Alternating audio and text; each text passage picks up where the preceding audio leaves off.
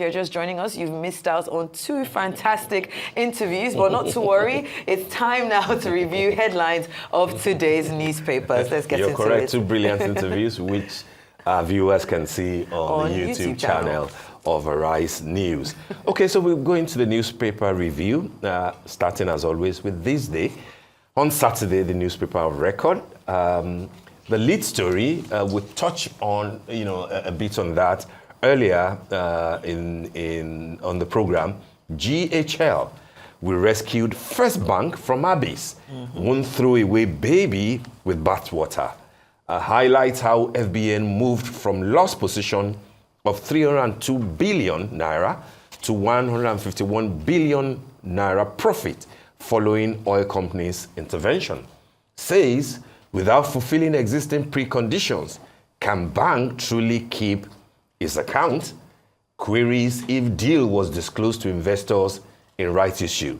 GHL reiterates capacity to meet any obligation that may fall due. I mean, we discussed this. This is basically General Hydrocarbons speaking through its chairman, President Duka Obagbena, over this lingering matter with First Bank of Nigeria. And that is an important story that shed light on what is actually happening, what the company intends to do, what the company has done so far, and how it is General Hydrocarbons that indeed rescued First Bank when things were tough with a few problematic deals that they were into. And I think the last point there where the company says is reiterating its capacity to meet any obligation that may fall due. So I think that is what is important if you are going ahead,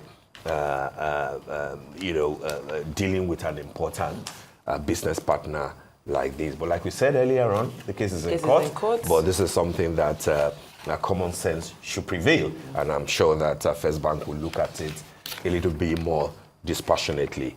The story beside the first picture there, the picture that shows President Bola Tinubu and the Deputy Secretary General of the United Nations, Amina Mohamed, the story says appeal court nullifies judgment on Kano Emirship tussle. Strikes out suit filed at Federal High Court, orders retrial. We also mentioned that earlier on. And then on top of the masthead, Makinde approves Owade as the new Alafi of Oyo. That story is on page 6, even though Saturday Telegraph is saying that kingmakers have rejected Makinde's choice. We'll see how that pans out. The story on the window, CBN unveils non-resident accounts to boost diaspora investments and remittances.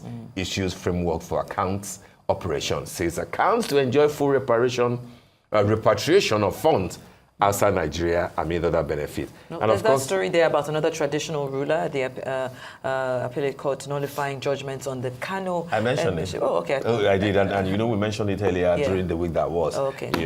We mentioned it, and of course the second cover picture, change of button at Ohaneze Ndigbo, where we have Mbata as the President General. Looks like Dr. Samamadi might have just walked out of this picture, just looking at the different shades of the Isiagu, isn't it? Yeah.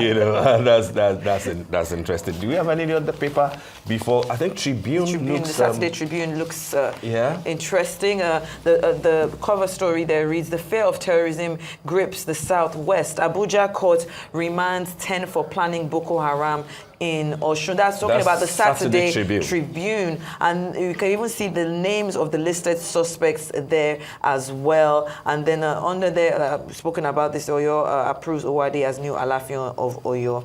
And if we can just take very quickly. I think the cover story of Tribune is an important one. I see that everybody of note has been weighing in on it. Fear of terrorism gripping Southwest. Okay, so just 30 seconds to go, and let's look at The Guardian. 2027 it's a special interview, I believe, with the governor of Oyo State. My focus is to deliver on the mandate given to me by Oyo State people. That's Makinde speaking, who has just approved the installation of a new Alafin of Oyo, even though we hear from Saturday Telegraph that the Kingmakers have rejected that choice. We'll see how that goes. Still on the cover of The Guardian, Okoya at 85. Wow. A legacy of business, religion, philanthropy. And then on the politics, aging like fine wine. And then lastly, last but not the least, what Tinubu needs to do to reset governance. That's Adebayo. I mentioned him in an interview with Sam Amadi. He was the keynoter at the January 9th Collective's anniversary lecture on Thursday, and he spoke brilliantly well. Kudos to him, and congratulations to J9C. Looks like that's all the time we have for the newspaper review. Absolutely, that's all the time. That brings us to the end of the morning show today. Thank you for watching, and do stay safe. I'm Steve Ayorinde. And I am Sheiton Atigari. From our entire team here in Lagos, Nigeria, enjoy the rest of your morning and, of course, the rest of your day.